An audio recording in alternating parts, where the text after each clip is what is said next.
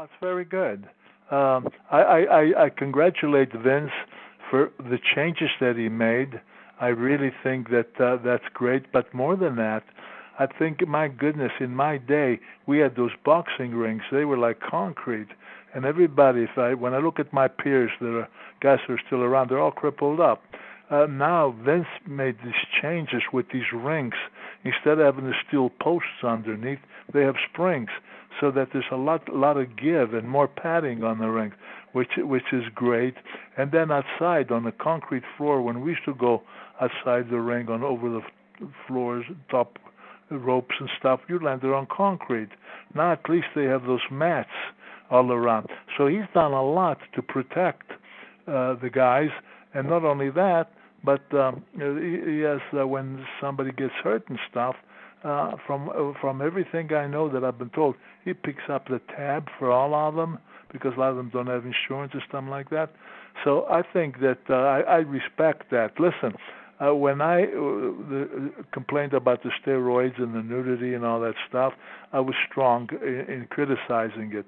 But you have to be fair. With everything that I see now that he's done and everything, and the money that these guys make in comparison to what we did in my day, I have to say, that he brought it to a level to where the talent can really be in the same level as other athletes as far as the compensation that they get.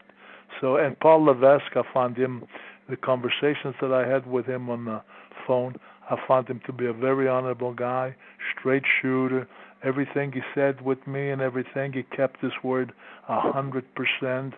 So I respect that so very much, and I am grateful to him because he's the guy. I don't know if he initiated it. I never asked too many questions about that, but all I can say is that he's the one who called me, and everything we discussed. He was 100%. And I met Vince when I went to the Garden for the first time after all those years, and he was very cordial, and he welcomed me back and shook my hand, and he said, Bruno, he says, it's great to have you back, and I feel like you're back where you belong, or something to that effect. I don't remember every word, but they couldn't have been nicer, they couldn't have been kinder, and I appreciate it all, I really did. And it's funny, thinking back, you sold out the Garden one more time.